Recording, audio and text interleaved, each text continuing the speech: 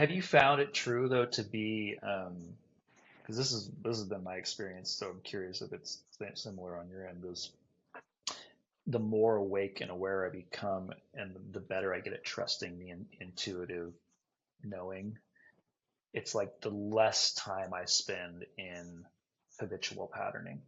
And so like Mm. where it used to be like a 5 to 1, it's like a five parts anxiety and like this is a huge deal and what am I gonna do and oh my God, to 1 part peace. Now it's like, you know, Mm. 1 or 2 parts anxiety and overwhelm to like 5 parts peace, right? Like it's it's much better. It's like things are getting consistently more. I just settle in more and like give less fucks, if you will, in a positive way, right? Yeah, no, that's a good thing. It's nice when you don't have many fucks left in your fuck bank. Yeah. Um, what do I notice? Here's the thing I notice that's I feel like sometimes the more I open up, the more I become aware, the more I grow, the more shit that pops up that I have to deal with about myself that I didn't realize was there, Yeah. because I'm in a place, I think part of, to use the word healing, is part of then being strong enough or being able to see parts of yourself that you might not have been able to witness before. Mhm. And so then it's like, oh, that's still there. Oh, like, I didn't even realize that. Like, if I'll give you an example. So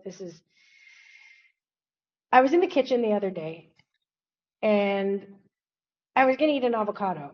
And I go to get the avocado and it's perfect. It's ripe. Avocados is either it's a hit or miss. It's like you got to get it right on the day, Yeah. otherwise it's gone, right? Yeah. And it's like it's perfectly ripe, ready to eat. And the first thought that comes into my mind is, oh, maybe I should save it. And I caught myself. That is so illogical. Why would I save a ripe avocado? It's going to go bad. Where the hell does that come from? Luckily, I have a fantastic therapist. Yeah. So I was able to go, and I am such a strong believer in partnership, not only the work that I do, but the wonderful partners I've had. So I go to my therapist. I'm like, what? What's up with the fucking avocado? Like, why? Where did that thought? And she's been with me for a while. She's like, well, you had a chaotic childhood. You had to brace for impact often, Mm. Right. So, grew up in, there partying, alcohol, moving things. So it was like there's a lot of moving pieces all the time. Mhm. And so she said maybe there's a part of you that felt if you allowed yourself to enjoy the moment, to enjoy what was here, you would become porous or vulnerable Mhm. and wouldn't have enough reserves for whatever might be coming. Right. So you see, Well, the belief started to be implanted there. yes. And I was not aware that that I was denying myself pleasure often because I Yeah. was like, oh, if I feel too pleasurable, then maybe I'll be really vulnerable. Yeah. So when something bad happens, I won't be able to handle it. And as a kid, yeah, I guess that actually did serve me. I was like, oh, gotta, because things did come at me that I was, oh, what, and so I did need some reserves. But I'm an adult now. I got this. I can handle whatever comes my way, creatively responding to life. But it remained, and I didn't see it until, and I'm going back, and I wrote a chapter about it in the book, and I interviewed my therapist as well. Mhm. So that was really fun.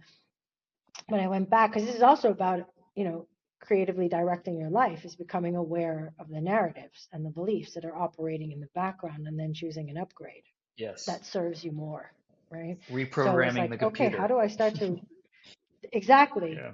It was definitely time for like a software update for me. Like that's an old story that's stopping me. That's deferring joy and happiness and pleasure out of fear that I won't be able to handle what might be coming that's bad. But I didn't even realize it was at play until I was in a healthier place to be able to see it.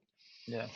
So I don't know if that relates directly to your question, but for me, yeah, sometimes I'm able to be with things differently, and it's a scale of 1 to 5. And sometimes there's new things that I'm able to see that I wouldn't have been able to see before, and then I get to choose. So now I catch myself. If I'm like, oh, I have my new pair of kicks, I have like this new pair of Nikes. I usually wouldn't want to wear them because I don't want to scuff them.